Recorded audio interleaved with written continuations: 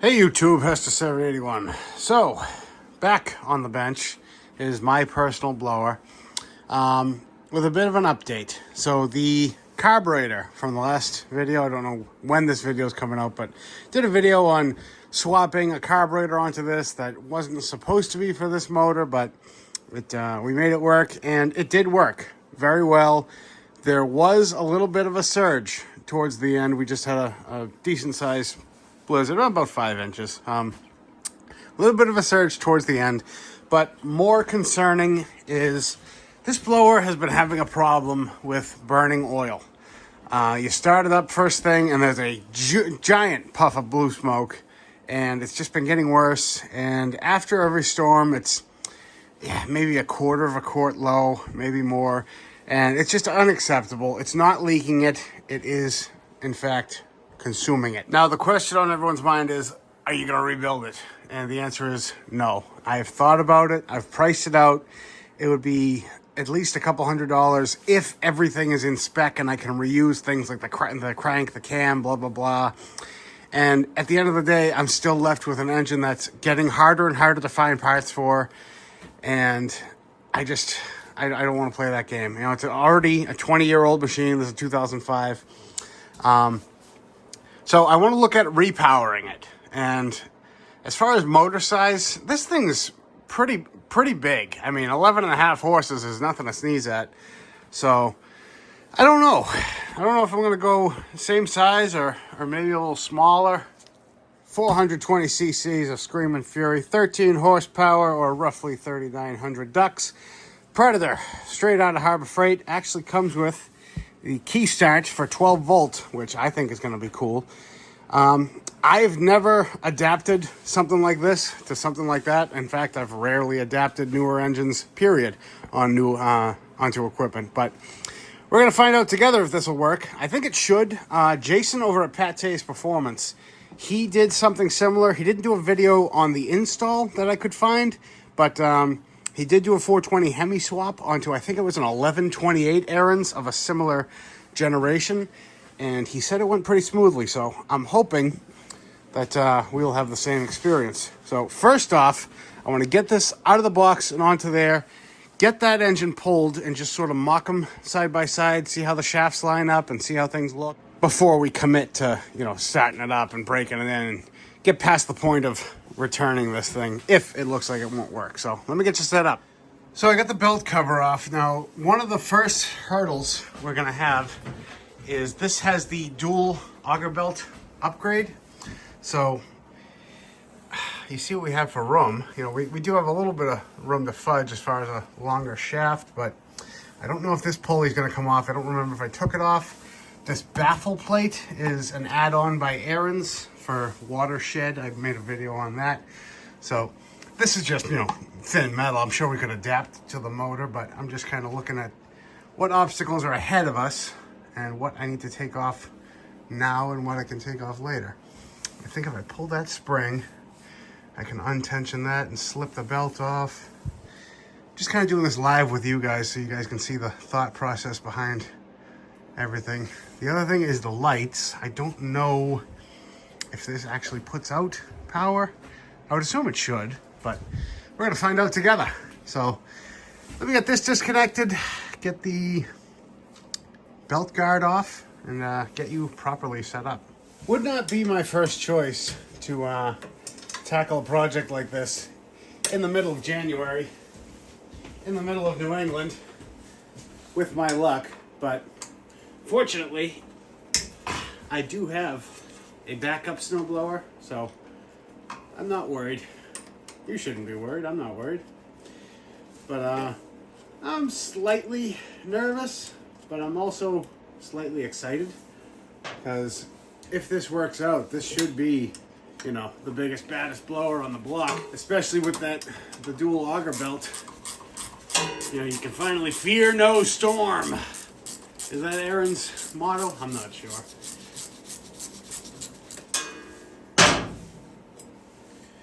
Two 1/2-inch bolts to get the guard out.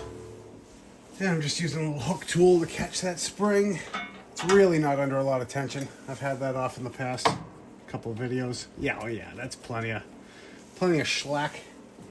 Can I pop the auger belts off? I think I can. Yeah. Come on. There's a little bit of ice in the bucket. There's one. Second one might be a little trickier. Should be a 9/16 for the pulley.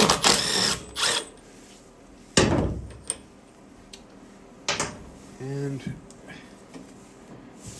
hoping to slide off without taking the belt off, but maybe I can work the motor. Oh, halfway. All right, so there's one. Just kind of pulling the belt forward while I'm pulling the pull start, and almost. All right, victory. That probably blocked that entire shot. So there's the double pulley and the drive pulley. Is that gonna cooperate? A little persuasion for the pry bar. Of course not. Why would you? Get the drive belt completely out of the way. Let me give this a couple whacks and turn you back on in a second. And of course I did not hit record when I thought I did, but you didn't miss much. All I've done is I set up this sort of clamshell. It's a bearing splitter, they call it.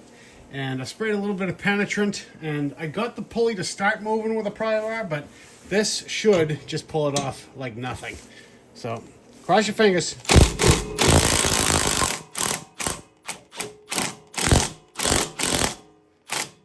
And there we go.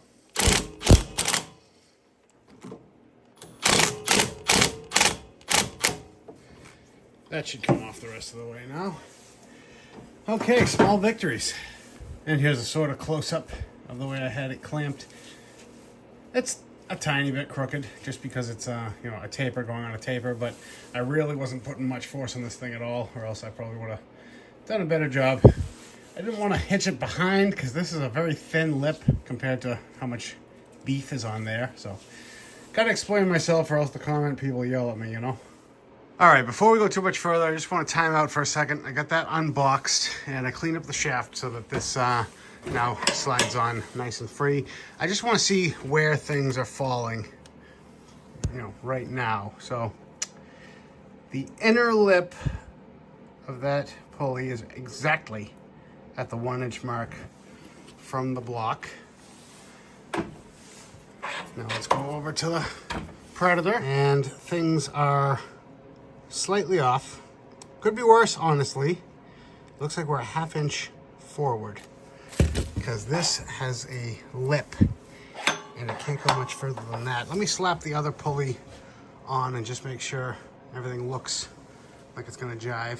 All right, so mostly good news here. So obviously the pulley goes on without a problem.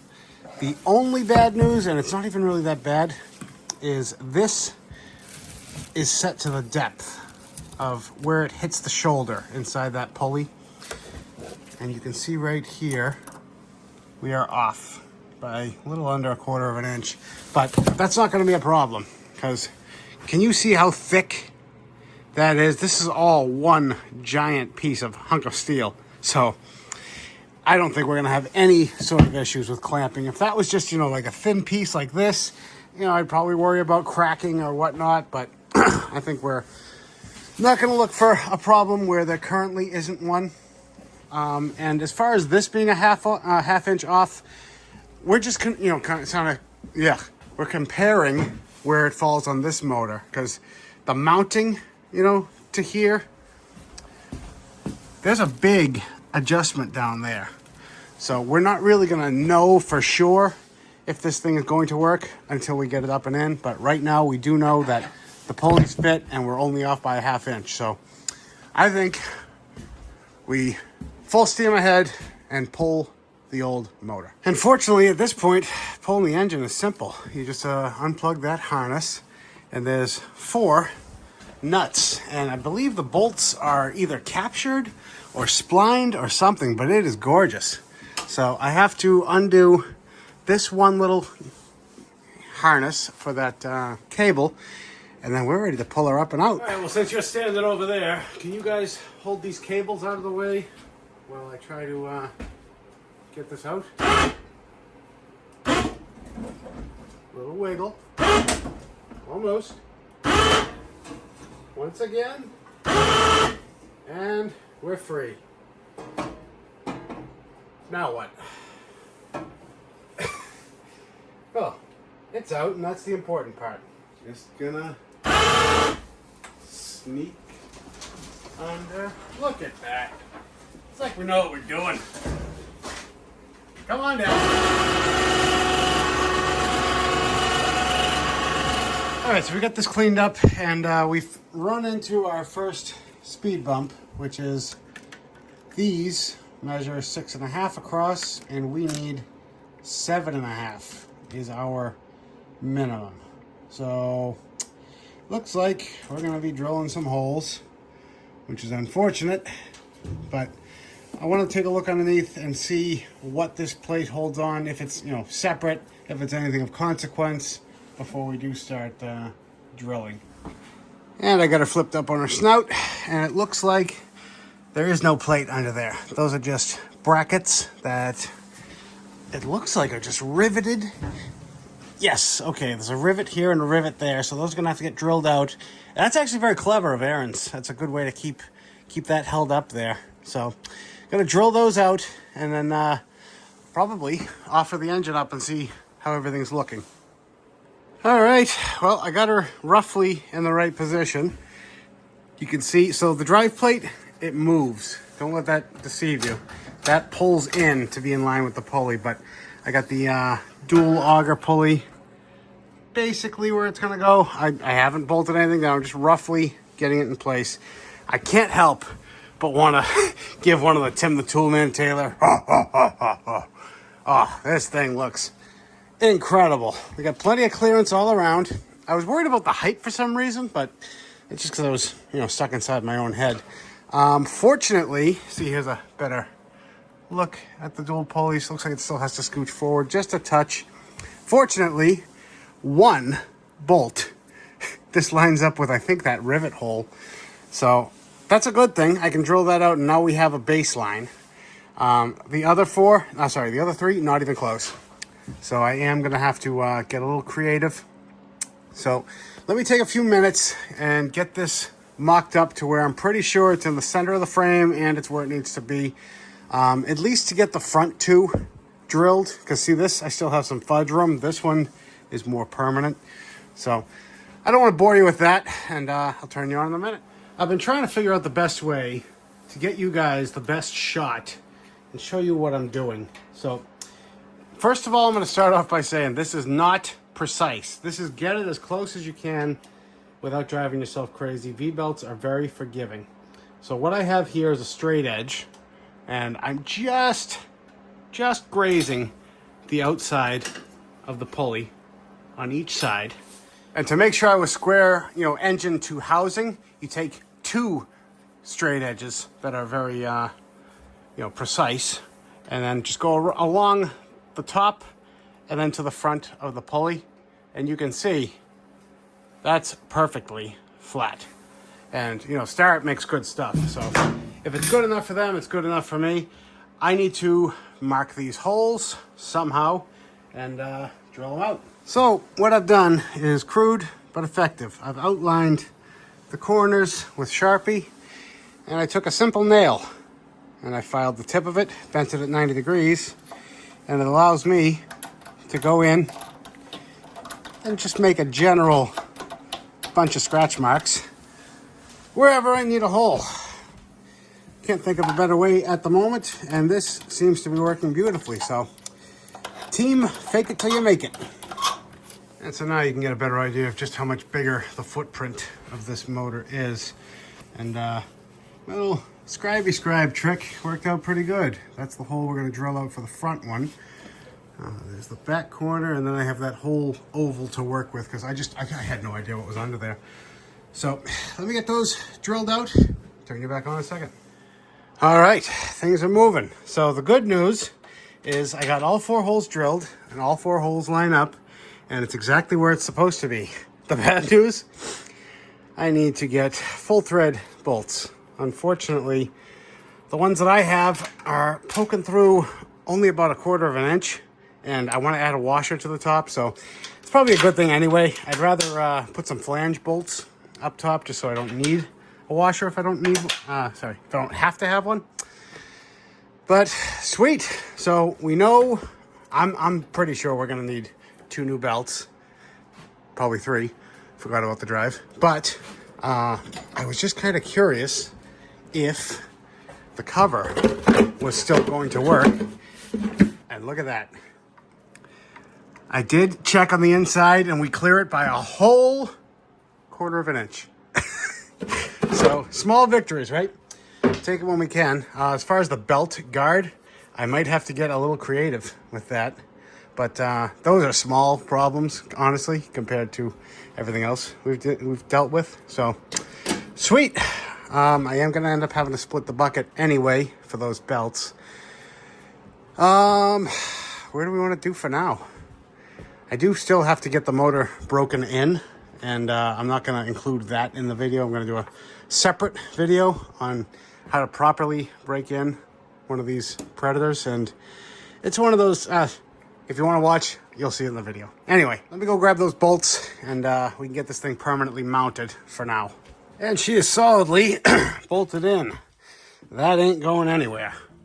And I was able to tuck this bracket for the chute lock in, and that gives it full clearance, because all the way in this position, it will want to hit the wheel if it's not tied to the engine somewhere. So if that gives me any more issues, I'll address it as needed. But for right now, she's good. Unfortunately, I'm out of time for today. I gotta go inside, start dinner, and wake Junior up from his nap. So pick back up with this tomorrow. And it's a couple days later, but instantly for you guys. So where are we at? Motor's bolted down, motor's broken in. I added a little drain hose. You'll see that in the other video. So I just want to show you guys, look at how dead on we are with the belt alignment. I thought we were going to be a little off, but I did not take into consideration. See how thin the back of that pulley is right here? See how thick that is? That is how far I was off in my straight edging. So we are, if we're not dead on, we are damn close for a V-belt. So moving on. So I have a couple different choices here for the belts. These are going to be for the drive. These are for the bucket. I'm 99% sure of the sizes. So what I've done is I've sort of pulled the belts as tight as I could. See the mark, excuse me, see the mark on the R, and then see that little mark up here. So pulled them as tight as I could, and then I squeezed the handle down and see where that fell. I have this pulley adjusted all the way back. So this measurement I measured the opening here to get 37 inches is the belt that it came with. I think I ended up going with 39 or 38 or 40. I forget. But I will put the part number of the belt that works in, not now, but when once we make sure it works. So first step first is I want to split the bucket. Actually, I lied. Before I split the bucket, I want to put this drive belt on and see if this is the right size. So the part number for this particular one, 3VX370. I don't know. If it's any different, I'll put it right here, along with the length, in case it's easier for you to look it up by length. So, fun fact on these machines, you do not need to split the bucket or even take the belly pan off to change the drive belt. You just need to loosen the stop bolt, which is, kind of see it right there, that shiny bolt. You'll see it better once I, drive it back in. But yeah, you loosen that up and it gives you enough room to sneak the belt by the drive plate. Sorry, friction disc. And yeah, I suppose if you want to get technical, you can take the belly pan off, but if you struggle with it enough up top, you don't have to. Right now I got one hand up top, sort of feeding the belt down to my other hand, and I'm looping it around the pulley. And we're in. And we're on. Yeah, almost there. All right. How's that? Ooh, I feel like that might do it. So this has to go forward. Are we maxed out? I don't think so. Yeah, that might be gorgeous. Let me wind that bolt in. Turn you back on in a second. Well, that's the drive belt sorted. That worked out perfectly. First try. Look at that. So this is the bolt I was telling you about. Gotta back that out. So you can back it out till it's only a couple threads out. But if you remember, I've done a video on this before where you sort of add that nut on there to give it more of a stop so that the belt doesn't pop off, which is a huge problem on these. It's gorgeous because you can just back it out till the nut stops and then you back it right back in when you're done. All right, we're halfway done. And with that belt sorted, we have to now split the bucket and get the other two belts. So it's one bolt here, one on the other side.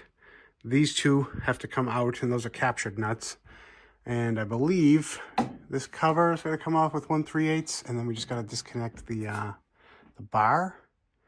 And that should be enough to get this. The idea is going to get the chute out of our way and just kind of tilt the bucket forward with that bar.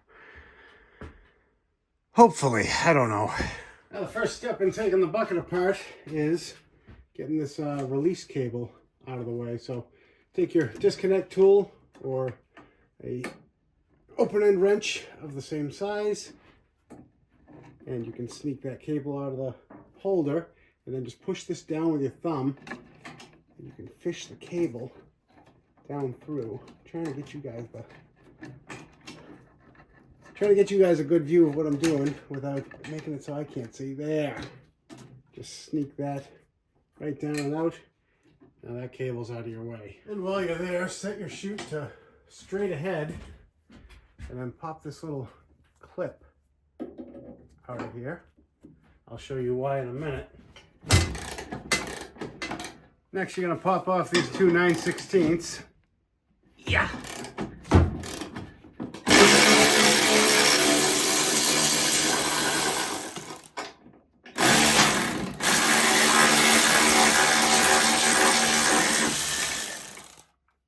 And keep your hand on the pole because now there's nothing supporting the chute. So now we should, in theory, be able to pick this right up and slide it off of that bar because we pulled that clip. See? It's almost like I know what I'm doing. All right, all we got left are these two bolts, and then the whole thing's going to be loose. All right, so if my plan works accordingly, I should be able to lower the back half down with the winch and make it like, kind of do one of these. Just enough so I can sneak my hands in there. Nice and slow.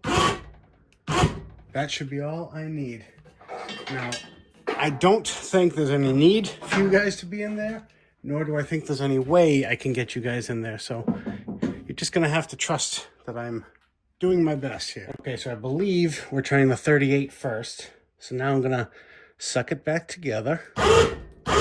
Slowly. Get my fingies out of there. Okay. And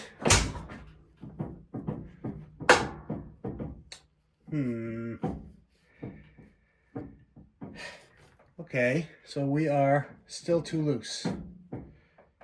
And that's 38. And do you guys hear this banging right now? Ready? Listen. That is the auger bearing, which I have one coming. It's supposed to be here tomorrow, so for you guys it'll be instant, but I am going to do that while we're in here. Right now I'm just trying to make sure we can get the right size belts. So this is too long. I would like it to be tight right now. at the most. I could adjust the pulley out, but I don't want to start there. I'd rather start where it's supposed to be. So let's pull it back out. All right, this next one I'm going to try is actually a Gates, and it's 37 3/8. So I have a good feeling about this one. Well, I don't know what that feeling was, but this is a miserable failure. This is not even close to making it on there. So let me double check that the first one we tried was actually 38, and turn you back on in a second. Okay, so I don't know what happened here in the land of Amazon, but this says it's a 38 inch. This is 40. And the last one was 37 3/8, which should have dinged in my head. The original belt was 37, and I think probably 3/8. So that belt was probably a great replacement for the original. Anyway, I have one left, which is 38 3/8. I'm not hopeful, but maybe. So let's see what happens. Definitely headed in the right direction, but no. All right, so after talking to my parts store, they've ordered me up a 39 3/8, which would make sense based off of what we've been seeing. It seems like they're most common in 3/8 intervals, so I feel like that might be doing it. Stay tuned. So I threw the 40 inches back in there, and I moved this pulley forward just to make sure that it would eventually tension up, and it does go pretty nicely. So I have the belts ordered. I'm going to try them anyway, but for now, I just wanted to throw that together, and we can sort of move on with the rest of this process. Which brings me to the belt guard, and as luck would have it, it lines up perfectly with the two inner holes. However, it would be recessed way too far in. It would miss that belt entirely. So it's a 5/16 by 24 thread. What I'm doing right now is just throwing a couple of nuts that I'm using as spacers on this threaded rod. And I think some of you guys can see where I'm going with this. Look at that. That is perfect. Throw the belt on. It's not touching. Release. It keeps it from falling off. So I think I'm going to cut this, probably right about there. And yeah, I'm going to make this a stud, put a dab of Loctite, use these as spacers temporarily, and then throw a nut down. And I think that'll be job done. Don't need to overcomplicate it, right? All right, so we're just going to put that bracket... Ah! Where'd it go? Okay, so I had to take a break. Everything's getting more and more permanent the farther and farther we're getting, so which is a good thing. But you see this outline here? That is for this cover that Ariens gives you that prevents water from dripping down onto the drive disc. And I had to wait till I get the engine in to get this mocked up, to get the holes marked. And unfortunately, I can't drill the holes and I can't put self-tappers in. So maybe that's also called, fortunately, gives me an excuse to do something proper. I have these riv nuts that are going to work fantastic. These ones are stainless, so even better, no rust. Gonna get these holes drilled, get the riv nut installed, and then I'll actually be able to nut and bolt this down properly because it sits way too far away from the motor. And what's the point in trying to fabricable something like this that's nowhere near it when I can just secure it nice and tight right there? Well, I know someone's going to ask, so what is a riv nut? For those of you who don't know, it's it's relatively new to the mainstream people. This has been around for a long time though, but now you can pick these kits up at Harbor Freight. It's basically exactly what it sounds. It's a nut and a rivet all in one. So basically there's two parts. You got the die that has the screw that you need, and then you get this little forcing bit.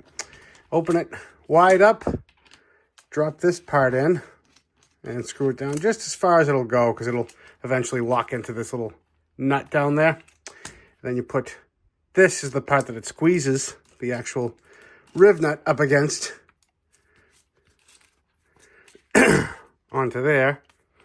Sorry. Screw that down. And now, if you look at the tip, you can see it's opening and pulling. So let me show you how it works. Screw your riv nut onto your tool. And they come in grade 8 hardened aluminum, and this one is stainless. Put it into the hole, open down, get it all the way seated, and make sure you're screwed in all the way. So now the nut should be bottomed out against the anvil there. Then you give it a squeeze, and then you tighten it.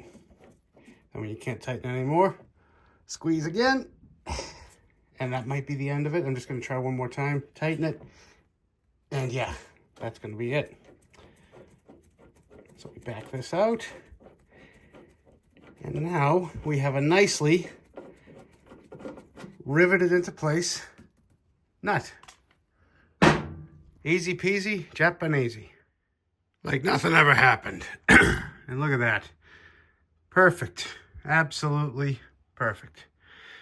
Now, I can actually put this in for the last time, put some anti-seize on the shaft, sock those engine bolts down. I'm not going to ground to these bolts. I'm planning on grounding to here eventually, but this is just way too thick. I could make an eyelet for it, but no need. It's fine. And now it's starting to look like a snowblower again. So this is, like I said, it's hard to show without, everything in place. The purpose of that plate is when snow builds up and melts here, it's supposed to run down and hit this plate and be diverted away from the drive disc. So that's as good as we're going to get it, honestly, and that's not bad. So done there. I'm going to hook this spring up. That'll be done permanently. Still waiting on those belts. Let's get the belt guard at least fabric cobbled. And we're roughly back to where we started. I'm still waiting for the belt and the bearing. But anyway, 2 pieces of threaded rod, 5/16 by 24 later. And just put a couple flats in them for putting them in with a screwdriver and a little bit of Loctite. And it looks like we are going to have a perfect belt guard. Plans starting to come together. I'm starting to see daylight at the end of the tunnel. All right, so I've just rolled the bucket forward. So I'm going to pull this pulley off. 1/2 inch should be all we have to do.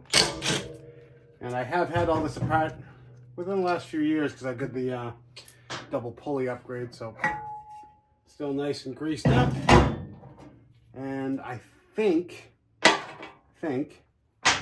I should be able to just take out these. I'm hoping that they're captured, like they're carriage bolts on the back. And I'll be able to just kind of sneak the bearing out and sneak the new one in, and all will be well. What are you thinking? There's 1. And 2. And 3. Are they all part of one plate? Yes. Okay, interesting. That's a good thing, though. So let me get a wire brush, clean that off, give us the best chance we have. Did I lose a nut? Okay, so I cleaned the shaft. The bearing has sort of dropped down, which is fine. I'm thinking if I tighten these nuts, it should raise that bottom piece. Okay. Bring the bearing back up to where we can. Yes! Ha ha! Victory. And here's a look at that bearing. It says Pier on it, and made in China. But I know you guys can't hear how grumbly this is, but this is bad. As far as I know, this is original.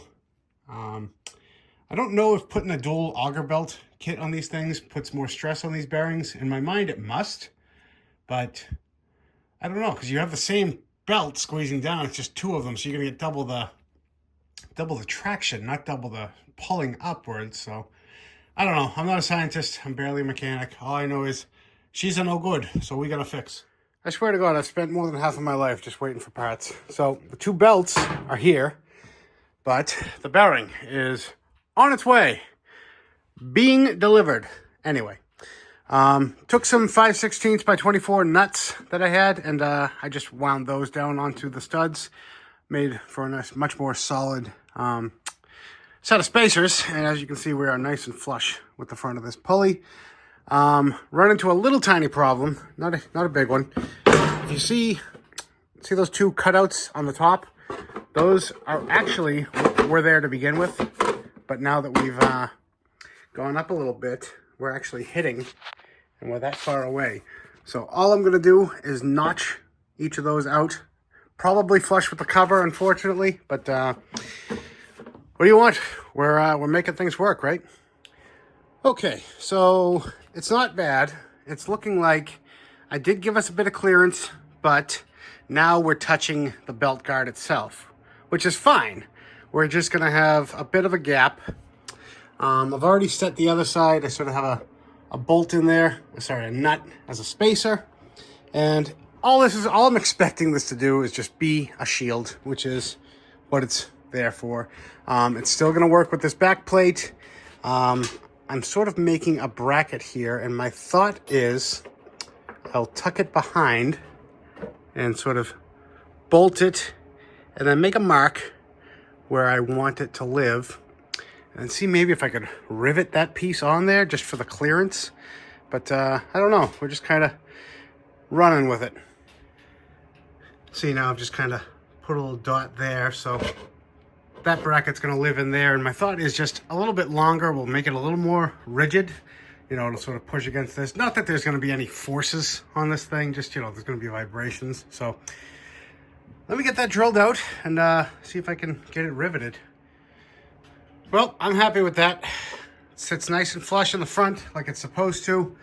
I have it riveted with that support bracket all the way through, so it's not rubbing. And it just kind of finger tight right now because I always gotta pop this back off and test the belts. And I think the bearing's here. And here it is, Sten's carrier shaft bearing. Hopefully she slides right in. Oh, love it when a plan comes together. Now we just gotta sneak these nuts out.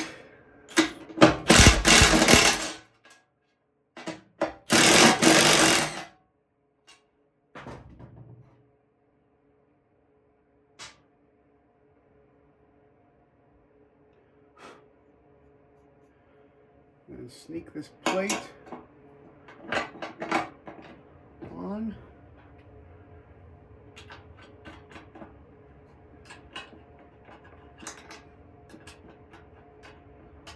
I don't need to get them all caught right now, but it would be nice. I'm just gonna sock one down because just before I lose it, you know. These are lock nuts, by the way, so.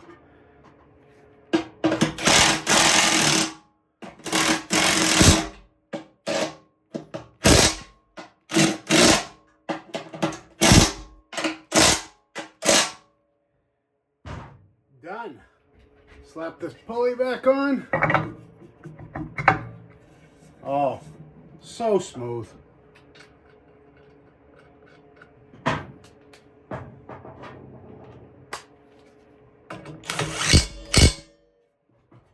All right, so got a zip tie around these just to make it easier.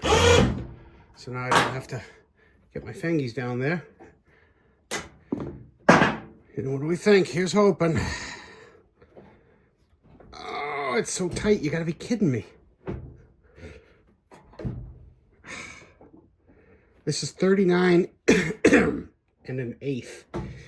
And I did move the this pulley back again. There's no way. Are we just gonna have to deal with the other one? Yeah, it looks like 40 is gonna have to be the winner. Dang it. All right, so unfortunately, I went back to the old belts, the ones that we had on before this, that we can adjust to be the right tightness. And the box says 40-inch. They're 39.5. So naturally, the 39.1/8, which I have yet to measure, is going to be too small because these just barely make it on. So I think I'm going to have to run with these. I mean, we have a storm coming. They weren't that expensive. And I still have a backup blower. So proof of concept. I think I'm going to have to adjust this in like we did before. Because right now, it's probably going to work, but it's just too slack. So yeah, let me run this in, adjust it up, put the belt guard on, and just see where we're at. Okay, so here's where we're at. Got the belt on, I got it under tension, and that feels good. I have the pulley adjusted halfway through its travel, which I'm gonna take it what I can. I'll take what I can get for now. I don't have time to keep running back and forth and playing mix and match games. I'm sure if I spent a little bit more time, I could get it dialed in to where I'm at the outside of the travel. But anyway, got the belt guard on and tightened down. It's not touching. I need to start it up now and see, well, number one, is anything going to rattle apart? Is this going to start smoking? Because sometimes if this isn't adjusted properly, it can. So keep your fingers crossed. Let's fire it up. All right, she's bolted back together. No winch, no nothing. Truth be told, I'm kind of expecting something bad to happen. But let's not start off with negativity. Let's see what happens. Hopefully I don't blow my wrist out on the cabinet. Didn't leave myself enough room. One more time.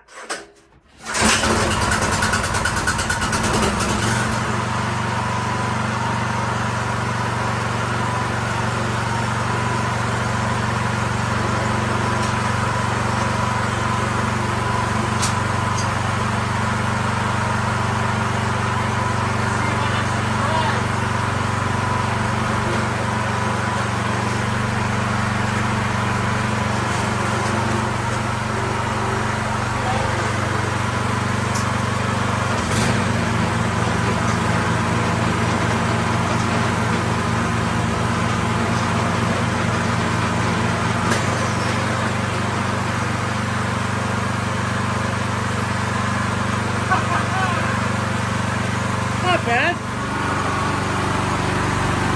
Purring like a kitten.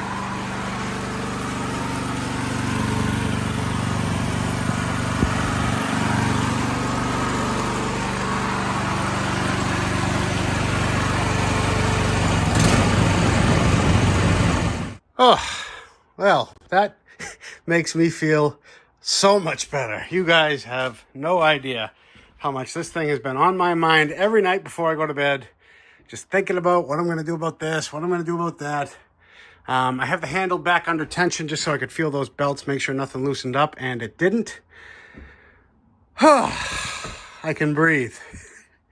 You guys know how that feels? You got an experiment going on. You don't know what's going to happen, but, you know, everything kind of hinges on you getting it done. It's a good feeling. All right, so I've slapped the cover back on, and I haven't started it yet because I'd love to try the electric start. Unfortunately, I don't have the battery box yet, but that's honestly not a problem. I do want to hook up the old wiring harness, however. So, couldn't be simpler. Black is ground, white is power. And I'm going to tie in, so basically this post is where you're supposed to grab all your power from. I just disconnected the start terminal. And what I want to do is tie this in. Unfortunately, I don't know, this video is taking a long time to put together, so I don't know what I've mentioned, but the charging systems on these things leave a lot to be desired. This thing puts out 1 amp of power, which is barely enough to even get the the light to light up, let alone charge a battery or even use the heated hand grips.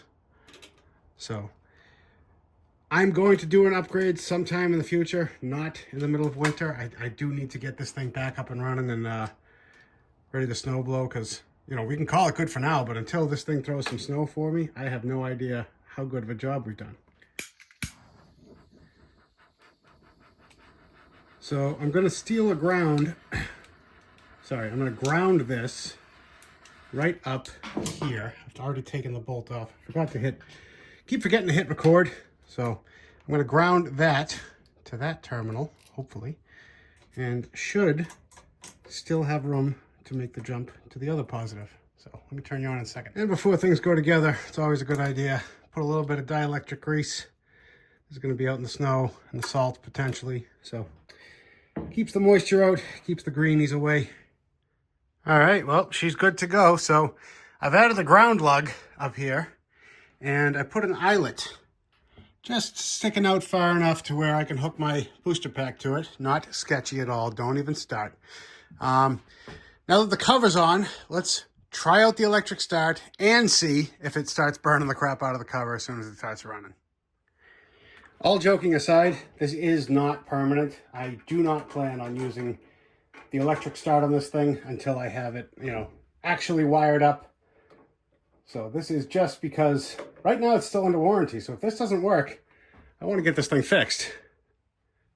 Okay, now we got juice and lights, camera.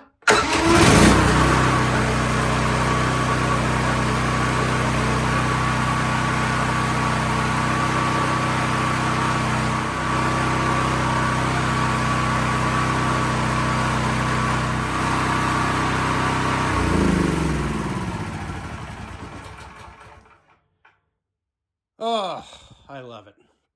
You see what I mean about how dim that light was compared to when we had, you know, actual 12 volts going to it, 15, call it what you want.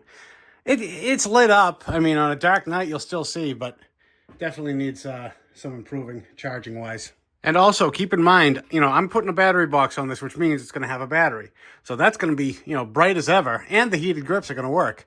But how long are you snow blowing? How long, you know, it's going to drain. It's going to work until that battery drains down, and then you just got a dead battery. It's not going to kill the machine. It doesn't need 12 volts to run. So you could just hook up a battery to this thing and, you know, use it for your driveway. Then when you're done, plug it into a battery tender and Bob's your uncle. There's no need to, you know, go modifying things where you don't have to. But I would like to. Oh, and she's back down on the ground and ready to blow.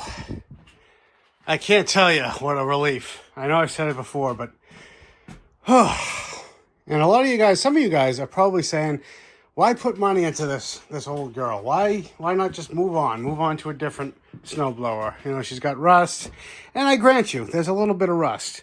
But all of these dark spots here, believe it or not, that's not rust. That comes right off. I sprayed almost every joint when I got this thing with a wax-based, I forget the name of it, maybe I'll put it right here, spray. It's like an undercoating, but it breathes.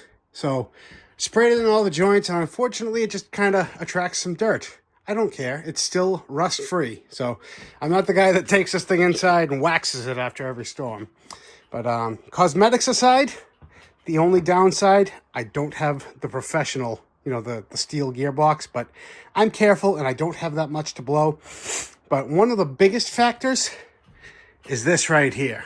Now, I've told you guys how I can't stand Ariens auto turn. This differential, I have single wheel drive, and then there's a handle right here that I give it a click, listen, and now I'm locked. Two wheel drive. And then one click, and I'm out of it again. Do you know how nice that is to just get to the end of my very uneven driveway, give it one click, let it lock in, and now I can just walk with it. I'm not fighting it this way and that way every time it catches a stump or catches, you know, this and that. It's, you know, guys who snow blow a lot, you know exactly what I mean. And some of you guys are drooling now because you didn't know that existed. But it's a great unit. It's, you know, everything underneath is ready, you know, great shape. I've kept up with it well. I do need to rebuild the undercarriage a little bit. Just freshen it up with new bushings. I'm going to do a separate video on that, probably in the spring, because I've had enough of this on my table for this year. And that's going to wrap it up, guys. 420 swap onto an 11.5 28 LE. So now I got to get a new sticker made for that. Yeah, right. I want to thank you all again for liking, watching, commenting, subscribing. Sorry about no videos last week. My grandmother has been very sick. There's something going around. I don't know if it was neurovirus or the flu, but she's on the mend. She's getting better. Thank you all for your thoughts and prayers. And we'll catch you on the next one. Bye.